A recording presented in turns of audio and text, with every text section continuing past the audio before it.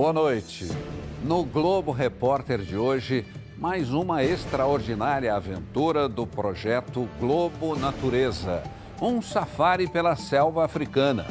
Girafas, elefantes, antílopes e guepardos, os mais velozes entre todos os felinos.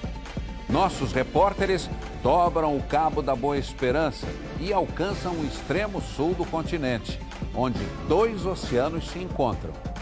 No mar, espetáculo de gigantes, baleias, tubarão branco e as ilhas que viraram refúgios no meio da água, porto seguro para os lobos marinhos, atobás, pinguins e a beleza das flores nativas.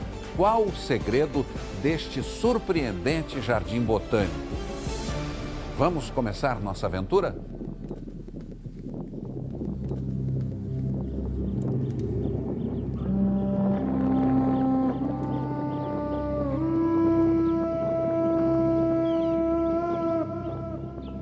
África selvagem.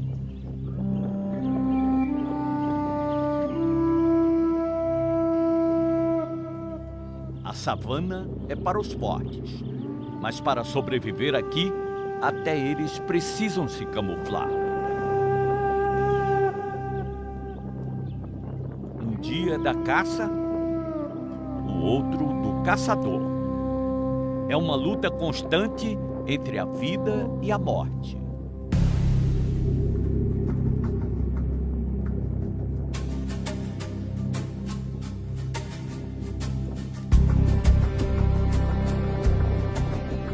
Vegetação seca, troncos e galhos retorcidos. Tem momentos que parece sertão nordestino, a caatinga, árvores cheias de espinhos.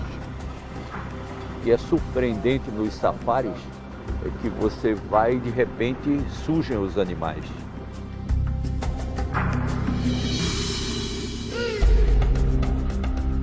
A selva é deles. Cada um tem um trunfo diferente e se defende como pode. As girafas enxergam longe, são as mais altas. Tamanha vantagem também garante o alimento farto. Poucos animais alcançam a copa das árvores. Elas vivem em grupos e dormem de pé mesmo. Só tiram cochilos rápidos. A vigília constante é uma arma poderosa. Aumenta a chance de escapar depressa no caso de algum predador aparecer. E eles podem estar logo ali, à espreita. Os guepardos parecem não ter dificuldade para dormir, mas a todo instante eles erguem o pescoço para saber o que está acontecendo ao redor. Durante o nosso safari, um encontro marcante. Estamos ao lado de 3 chitas, o guepardo. No momento de descanso, não tem quem diga, vendo esses animais assim tranquilos, são os mais rápidos do planeta. Chegam a alcançar 105 km por hora, os grandes caçadores da savana. O arranque e a força dos guepardos são admiráveis. Coisa de quem está no alto da cadeia alimentar.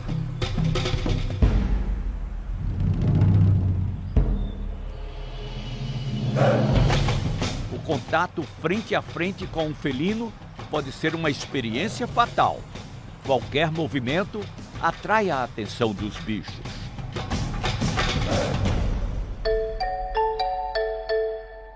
O kudu é um dos maiores antílopes africanos.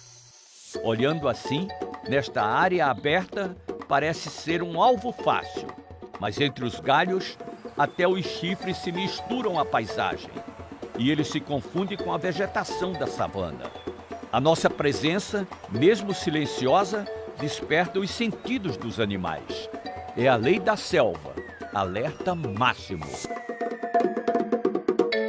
Hakuna Matata. Este é o javali africano. Hakuna Matata. Ain't no Ele ficou famoso nas telas do cinema. Era Pumba, amigo do Rei Leão. Hakuna Matata. Na vida real, a África é o cenário de muitas histórias assim. Durante o safari, vimos de perto como a cooperação entre os animais garante a sobrevivência e a saúde das espécies. Esses pássaros de bico vermelho vivem junto com as zebras. Tiram carrapatos, limpam até as orelhas.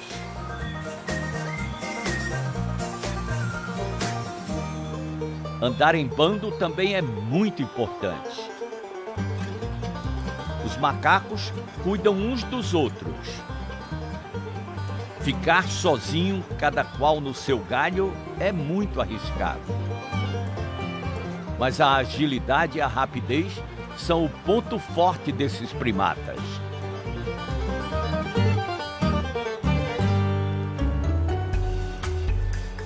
Bem diferente dos hipopótamos. Para um bicho tão grande e pesado, é difícil sumir na paisagem. O jeito é entrar na água e ficar só de olho, observando tudo.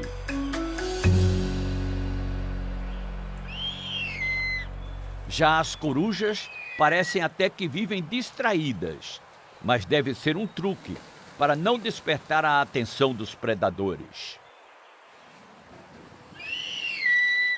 Muita gente acha que a coruja é um bicho feio, mas isso é uma grande injustiça.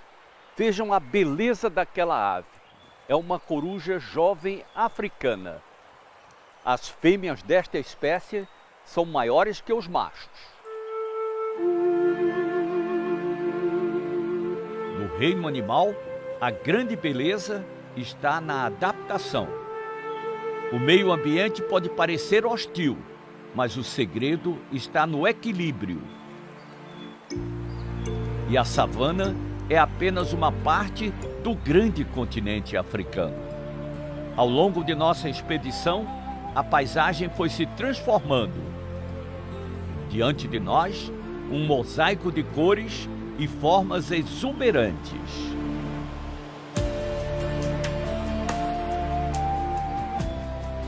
Bem longe da vegetação seca e retorcida, a água dos rios esculpiu esses paredões e formou esse monumento de rocha. Bordas arredondadas, pequenas grutas, piscinas naturais. O Blyde River Canyon, na África do Sul, é um dos mais belos do planeta. Do alto dos penhascos, vimos o rio passando lá embaixo.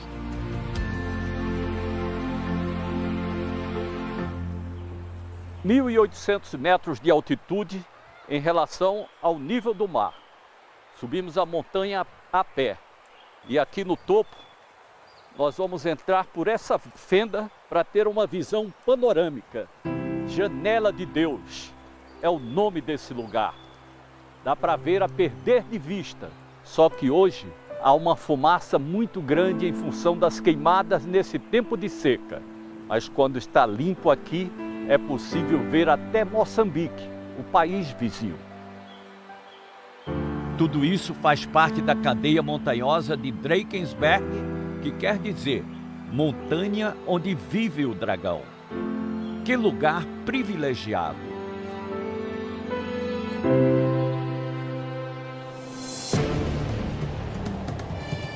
Atravessando o país, vimos de perto árvores que parecem sentinelas, vigiando a estrada. Elas resistem ao vento, ao sol e às noites geladas. A África e sua natureza poderosa, que faz brotar a vida até entre as rochas e a terra seca.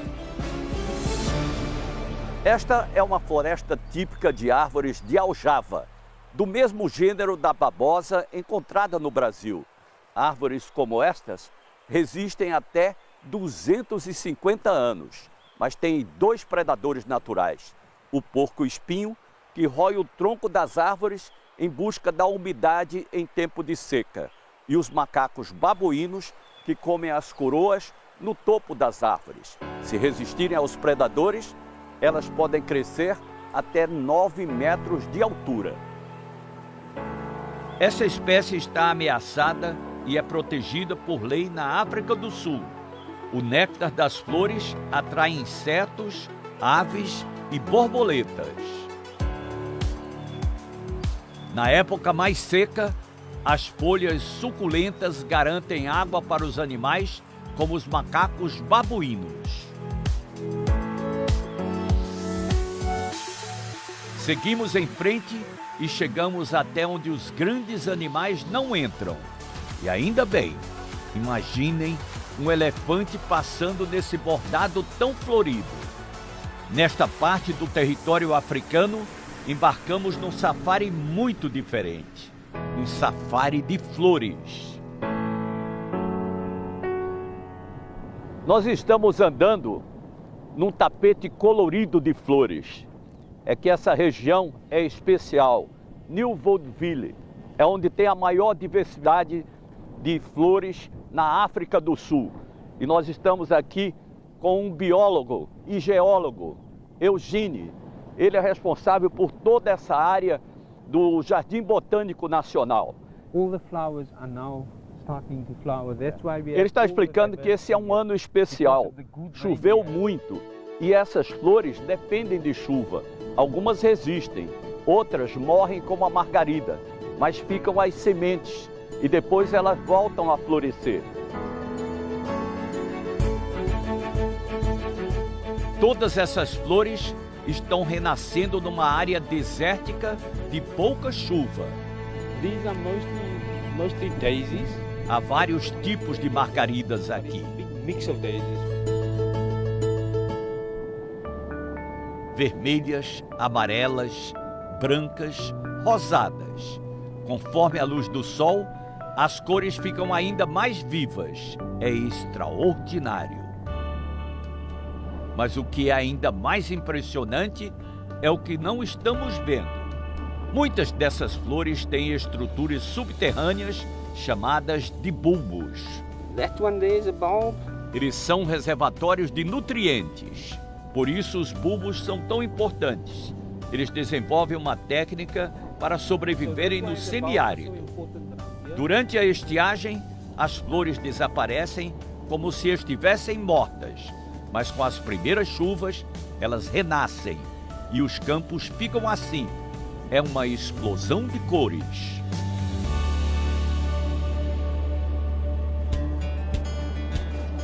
Além da área do Jardim Botânico, há muitas propriedades particulares onde brotam essas flores. Uma fazenda com a imensidão de 7.000 hectares, repleta de flores. Flores nativas. Ninguém plantou esse jardim e cada ano florescem em toda essa região. William é o dono da fazenda. We can't plant everything with rooibos tea. Ele conta que as plantações de chá dividem o espaço com as flores nativas. You have to preserve. O turismo é um bom negócio e ajuda na preservação. É um lugar muito especial e uma responsabilidade muito grande. Cuidar dessa maravilha para as próximas gerações. E uma dessas flores é o orgulho da comunidade. Blue Pride of New Vaudeville. Esta em especial é o símbolo de New Vaudeville, a capital dos bulbos. Um tesouro que está ali debaixo da terra, bem protegido. O reino vegetal também sabe se defender, no frio ou no calor escaldante, nos campos floridos ou na savana. A África é uma terra de extremos.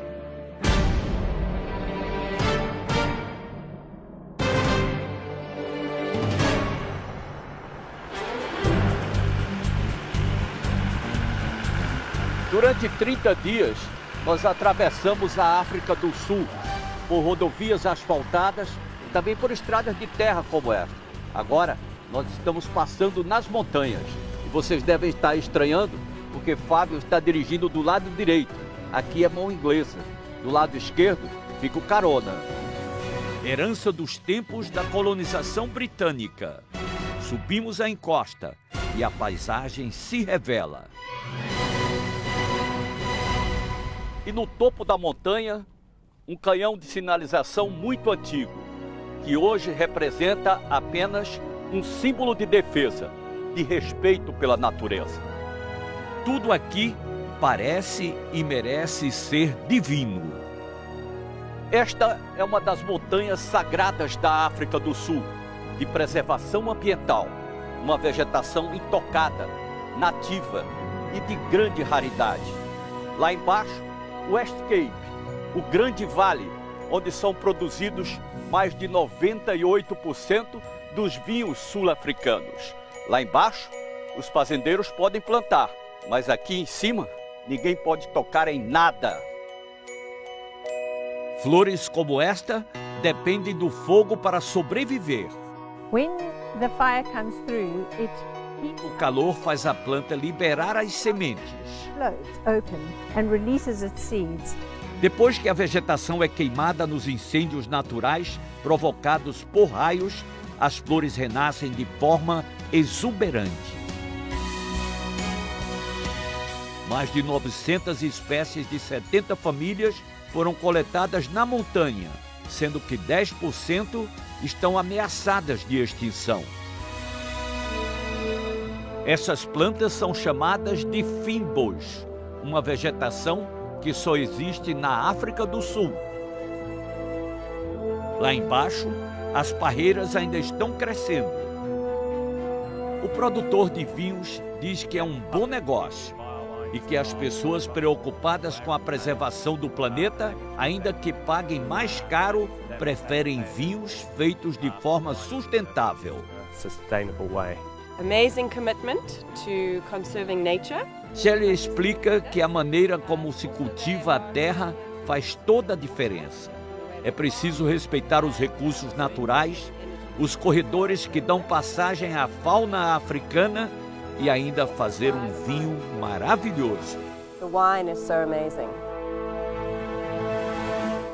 No extremo sul do continente, o encontro dos oceanos Atlântico e Índico e o espetáculo dos gigantes submarinos.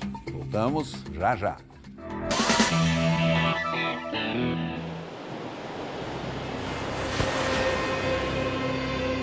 Estamos bem no fim da África, no extremo sul do continente. Aqui foi construído este mapa da África, com as montanhas mais altas, o Kilimanjaro, bem na fronteira do Quênia com a Tanzânia, Namíbia, Moçambique, Botsuana, e estamos entrando na África do Sul para localizar onde estamos agora. Aqui, ó, Cabo das Agulhas, e ao lado, o Cabo da Boa Esperança. Grandes navegadores desbravaram essas águas turbulentas na época dos descobrimentos. E eles fizeram história. Passar por aqui era como enfrentar o fim do mundo. E viajar por mares nunca dantes navegados.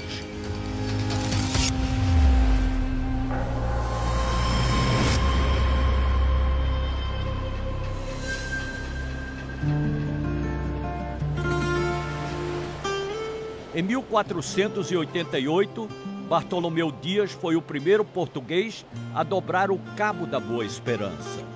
Ele abriu o caminho marítimo para a Índia. 10 anos mais tarde, Vasco da Gama chegou até lá. Finalmente, em 1498, conseguem chegar finalmente a Goa, que era o ponto sonho que os portugueses queriam, descobrir a tal rota marítima para a Índia para começar o negócio das especiarias, porque naquele tempo era um negócio muito lucrativo, então toda a gente, na verdade, queria realmente conseguir esse negócio, essa rota. Muita gente acha que o extremo sul do continente africano é o Cabo da Boa Esperança, mas é no Cabo das Agulhas que o vento faz a curva. Este, sim, é o grande divisor de águas. Um marco inesquecível.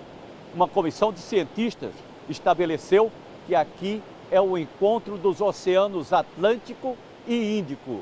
Tem até um monumento para marcar no sul da África, aonde fica o encontro dos oceanos. Ali já estão as águas do Índico. Olhando assim de longe, até parece que é o mesmo oceano.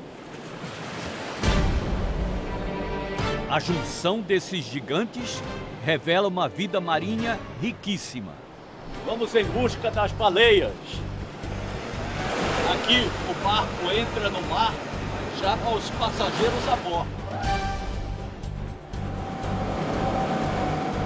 Avançamos mar adentro até que avistamos o primeiro sinal das baleias. As baleias vêm da região austral até a Bahia, no sul do continente africano. Permanecem aqui durante aproximadamente 6 meses, de julho a dezembro. Estas baleias são da espécie franca austral. Seguimos o rastro desse grupo. É grande a movimentação na água.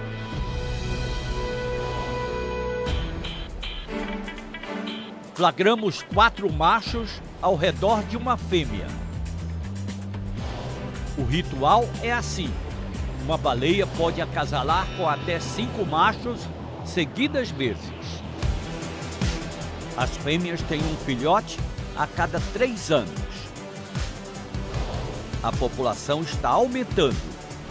Na última temporada, foi registrado um recorde. 1.300 baleias chegaram até aqui, em Guns Bay. Do alto desse penhasco da cidade, é possível vê-las também.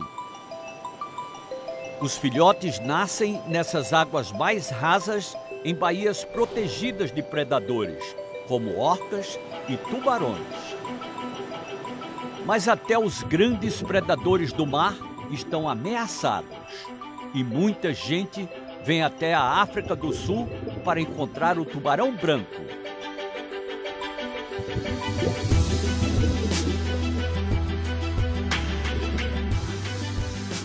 Pergunto ao nosso guia o que ele faria se um dos grandes brancos viesse na direção dele. Ele parece rir de nervoso, mas quando pergunto se ele gostaria de ter outro tipo de trabalho, ele diz que tem o melhor emprego do mundo. E ainda mergulha de graça. Por que iria querer trabalhar de 9 às 5 em outro lugar?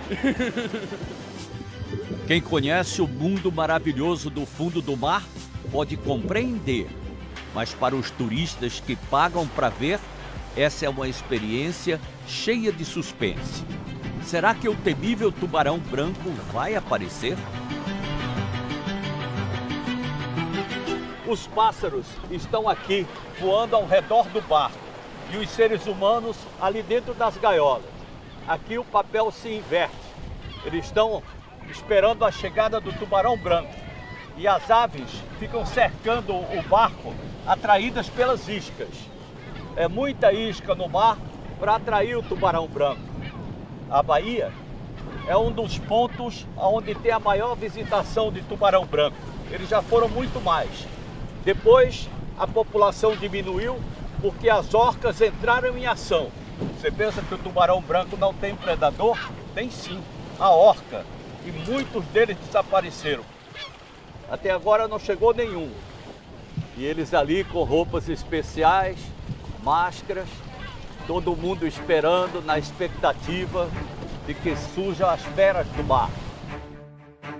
Essas imagens mostram alguns tubarões se aproximando de gaiolas submersas. Eles chegam bem perto. Mas atualmente, nem mesmo as iscas garantem que eles apareçam. Aquela desistiu, talvez pelo frio da água. Aos poucos vai havendo desistência, talvez medo, e até agora não surgiu nenhum grande branco. O ambientalista Henry Otton nos conta que no ano anterior eles encontraram 4 tubarões com sinais de ataques de orcas. Last year we've lost 4 sharks to orca. Há um oceano entre nós, no Brasil, e a África. Mas os animais não conhecem nossas fronteiras. Em janeiro deste ano, elas foram vistas nas praias do Rio de Janeiro. Apesar da fama de baleia assassina, as orcas nem são baleias. Elas pertencem à família dos golfinhos. Caçam em grupo, o que diminui ainda mais a chance das presas escaparem. Por isso, fica difícil até para o tubarão branco. Para os pesquisadores, o mistério continua. Para onde estão indo os tubarões brancos da África do Sul? Alguns acreditam que as mudanças climáticas podem estar levando os grandes tubarões para caçar em outras regiões. E tem mais. Os barcos de pesca também estão competindo com eles pelo mesmo objetivo: os tubarões menores, uma das comidas favoritas dos brancos. Mesmo assim, o cardápio é variado. Na África do Sul, há muitas colônias de lobos marinhos. Esse é um dia muito frio, não gostam de entrar na água, mas hoje estamos a entrar no tempo de reprodução. Então vamos lá. Os lobos marinhos são curiosos e logo aparecem. Eles são muito brincalhões. Gostam de se exibir para os mergulhadores. Fazem evoluções como se estivessem se apresentando num espetáculo submarino.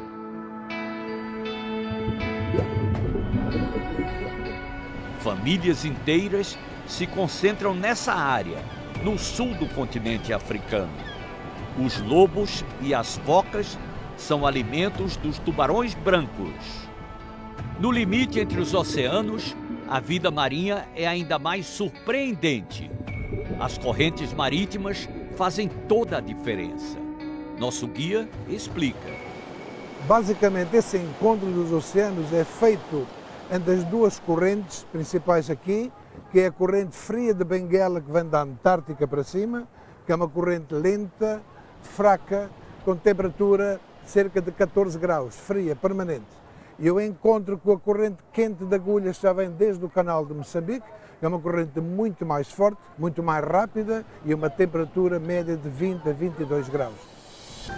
Olhando assim, difícil saber se estamos no Atlântico ou no Índico, mas debaixo d'água há muitas diferenças. E agora nós vamos fazer uma série de mergulhos nas florestas de alga dessa região do sul da África. São algas gigantes. E também nos navios naufragados durante as grandes tempestades. Essa roupa, com essa cobertura, o corpo todo coberto, é em função da temperatura da água, que em alguns lugares está em 10 graus, em outros chega a 14 graus. Nós vamos descer primeiro na floresta de algas.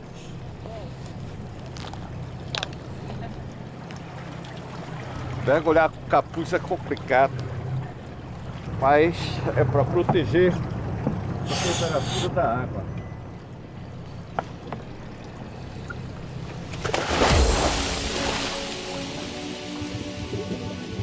Na costa oeste da África do Sul, o Oceano Atlântico parece nos levar a outro planeta. Vegetação bem alta, um jogo de luzes e sombras. É como se fosse um labirinto submerso. As florestas de algas cobrem cerca de 1000 quilômetros da costa e abrigam diversas espécies. As águas frias da corrente de Benguela provocam um fenômeno chamado ressurgência. As camadas mais profundas do oceano, ricas em nutrientes, sobem para a superfície, o que ajuda na reprodução das espécies. Resultado: colônias maiores de animais marinhos mais fortes. Já na costa leste da África, o Oceano Índico ganha em diversidade de cores e espécies. Um aquário natural espetacular. Por causa da corrente agulhas, os corais típicos dos trópicos convivem na mesma latitude com os pinguins e os lobos marinhos da África. Eles nadam logo ali ao lado, na costa oeste, nas águas geladas do Atlântico.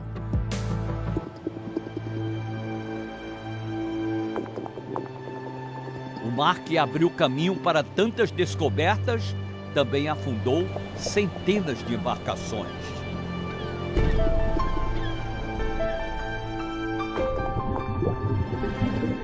Os naufrágios se tornaram parte da natureza.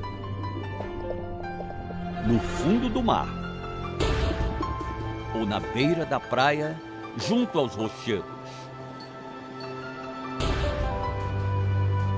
O farol é testemunha de tanta história. O Cabo das Tormentas passou a ser o Cabo da Boa Esperança.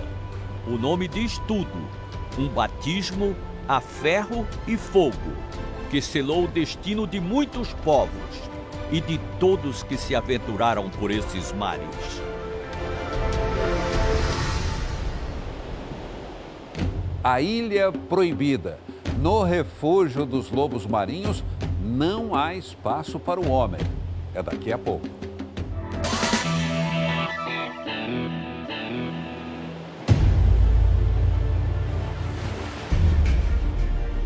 Olhando do alto, parece uma ilha deserta.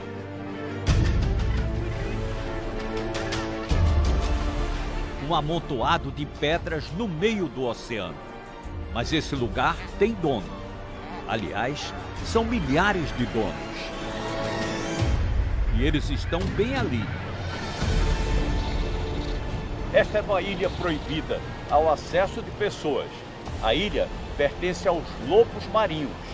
São mais de 50 mil, uma das maiores colônias na África do Sul.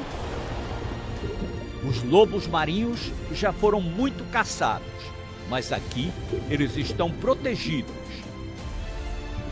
Passam a maior parte do tempo na água. Em terra firme, eles relaxam. Aproveitam a maré de sorte e o dia de sol. Mas os lobos marinhos não moram só aqui. Neste outro ponto do oceano, eles são obrigados a dividir o território com milhares de vizinhos. Chegamos à Ilha dos Pássaros, na costa oeste africana. Mais de 20 mil aves marinhas se concentram aqui no verão. Predomina a espécie atobá do Cabo. É da mesma família dos atobás em ilhas brasileiras, como Atol das Rocas, Fernando de Noronha, Abrolhos. Em setembro, começa o período de reprodução. É neste santuário o local de reprodução da vida. Há alguns anos, houve um combate entre os lobos e os pássaros que viviam aqui. Os donos da ilha saíram voando. Trazer as aves de volta não foi fácil. Depois do ataque dos lobos marinhos, o berçário nunca mais foi o mesmo. Por isso, chamaram um guardião para tomar conta da ilha. Os lobos marinhos são os grandes predadores dos atobás. Eles sobem as pedras e atacam as aves. O conservacionista Ives, diariamente, tem a rotina de afastar os lobos. Ele faz isso há muito tempo, porque em 2005, toda essa colônia foi exterminada. Os lobos acabaram com os atobás. Não há uma cerca para separar os animais. Keep a space between the birds and the seal. Apenas uma linha imaginária entre as rochas.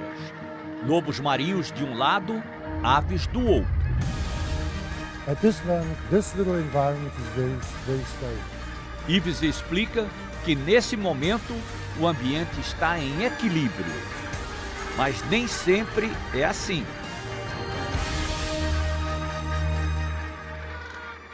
Esta é a maior colônia de pinguins da África do Sul, cerca de 3.500 só nessa parte do Atlântico. Mas a população já foi bem maior.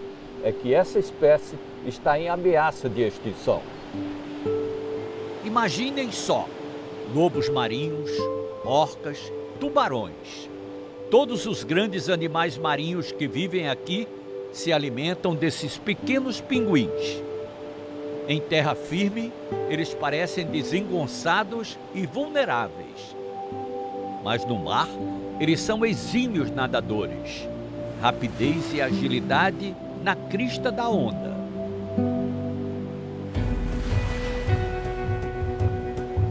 Mas como se não bastassem os predadores naturais, durante muito tempo, os pinguins perderam para nós, seres humanos, na disputa pelo guano.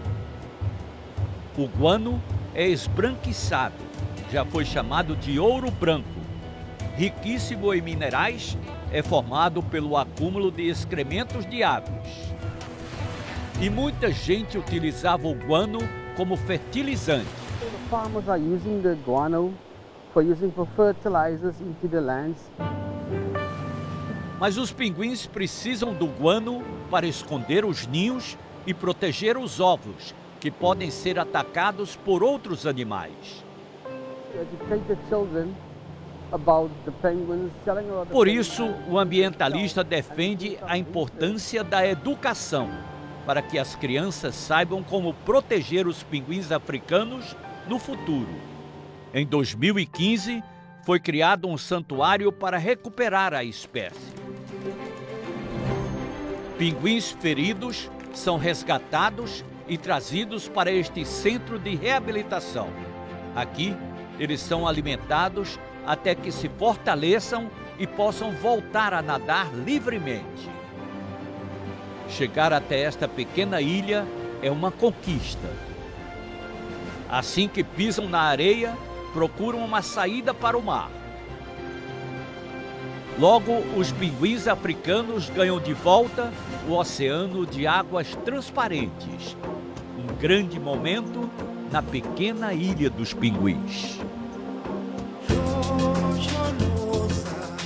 Um brinde à África do Sul. Séculos de dominação e conquistas. O clamor e a luta pela liberdade. Um país que nos conduz a uma viagem no tempo e que vai marcar para sempre a história do planeta.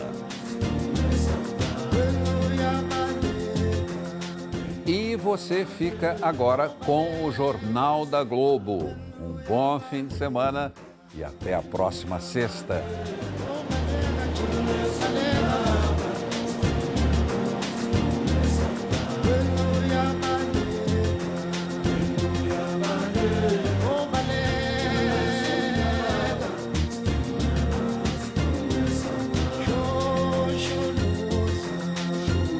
Amanhã, nossa seleção em testes para a Copa América, Brasil e Panamá. Em seguida, as atrações do Caldeirão do Hulk.